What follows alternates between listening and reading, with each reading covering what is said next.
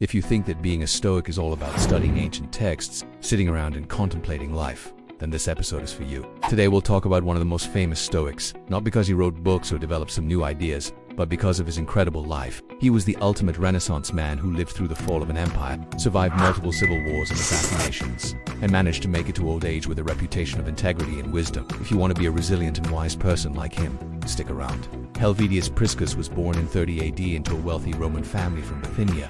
But wealth and luxury didn't impress him. In his youth, he was fascinated by rhetoric and philosophy and traveled all over the Mediterranean to learn as much as possible. He studied rhetoric in Athens with the sophist Athenians, and there he also learned about the philosophy of the Stoics. But he didn't just study under famous professors. Unlike many other rich kids, he wasn't afraid to get his hands dirty. While traveling, he earned money to sustain himself by giving lectures. So even when he became a successful politician, he never forgot his roots. After returning to Rome, he started his political career as a military tribune at the age of 21 and worked his way up the ranks to become one of the most important statesmen of his time. During his political career, he held several prestigious positions, including suffect consul in 64 AD.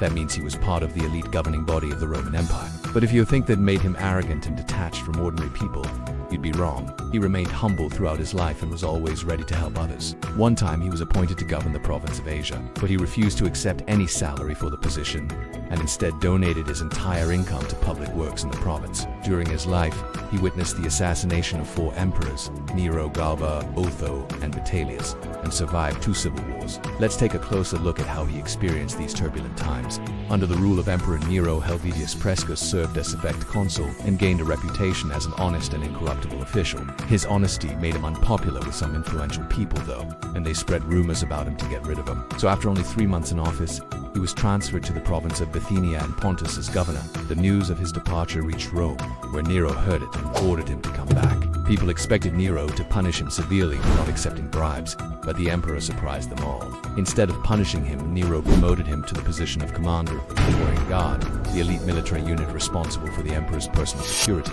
At that point, it seemed as if nothing could stop his rise to power. However, it turned out to be a poisoned chalice, because it was a position often ended with the occupant getting the short end of the imperial Helvidius escaped this fate only because his next assignment came before Nero fell from power. When Emperor Nero committed suicide in 68 AD, Rome descended into chaos and civil war.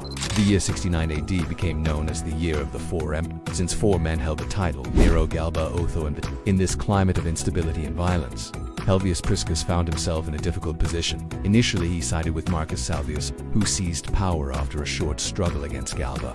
But soon he changed sides and switched to the Vitellian faction. This decision saved his life because after Vitellius took power, Otho supporters were brutally persecuted. When Vitellius's troops entered Rome, they massacred hundreds of Athenians, including the philosopher Epicurus. However, Helvidius's reputation as an honest and fair-minded administrator protected him from Vitellius's suspicions, and he continued to serve in the army, rising to the rank of legate. Soon, though, he had to change sides again, this time supporting Vespasian, who ultimately defeated Vitellius and took the throne as Vespasian. Part of the reason why he was able to survive the chaos of civil war was that he was flexible and adapted to the changing circumstances. At the same time, however, he remained true to his principles and never compromised his honor. This adaptability and resilience are essential qualities for anyone who wants to thrive in today's world. Just like him, we must be willing to change our opinions when faced with new information and adjust our strategies when things don't go as planned. Otherwise, we risk being left behind or worse, destroyed in the process. When Vespasian came to power, he appointed Helvidius to the important position of commander of the Roman legions in Judea. But soon after, he was recalled to put down a revolt in Panonia. After suppressing the rebellion, Helvidius returned to Judea, where he stayed until the Jewish War broke out in 66 AD. During the war, he distinguished himself as a military leader and won several victories against the Jews. But his success was overshadowed by the brutality of the conflict. He once ordered the execution of a Jewish woman who insulted him, and later he approved the execution of 300 prisoners who surrendered to him.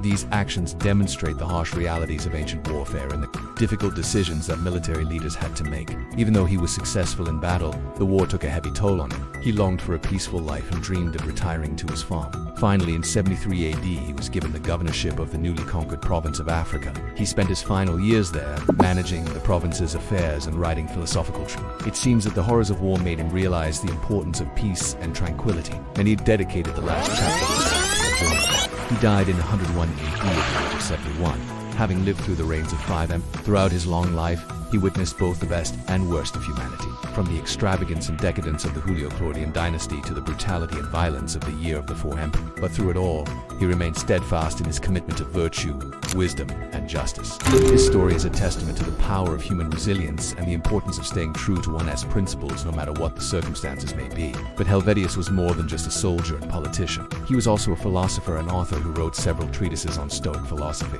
Unfortunately, none of his original works have survived, but we know about them through the writings of other authors such as Pliny the Younger and Diogenes Laertius. In his philosophical writings, he explored themes such as the nature of the universe, the role of the individual in society, and the importance of living a virtuous life. One of his most famous quotes, "The chief task in life is to separate things into two books, those which are in our control and those which are not," perfectly summarizes his philosophy. He believed that we should focus on the things that are within our control, our thoughts and actions, and not worry about the things that are not within our control, such as the actions of others or the state of the world. This Stoic perspective can help us navigate the complexities of life and find inner peace amidst the chaos and uncertainty. Another aspect of Helvidius' life that makes him an ideal candidate for our series is his approach to power and leadership. Throughout his political career, he held various positions of power, but he never allowed it to corrupt him. He remained humble and honest, and he used his influence to help others whenever he could. For example, he once gave away his entire salary for the public good, and he always treated his subordinates with respect and fairness. In a time when corruption and abuse of power were widespread, Helvidius stood out as a beacon of integrity and wisdom, and his example can inspire us to be better leaders ourselves, regardless of our position or status. In conclusion, Helvidius' life and teachings offer us a timeless guide to living a virtuous and fulfilling life. His story reminds us that we should strive to be resilient in the face of adversity, stay true to our values, and make a positive impact on the world around us. As we continue to navigate the challenges and uncertainties of life, let us draw inspiration from his example and apply his lessons to our own lives. By doing so, we can become better individuals and contribute to making the world a better place for all. I hope you enjoyed this episode. If you did, please leave a like and subscribe for more content. Thank you for listening, and see you next time.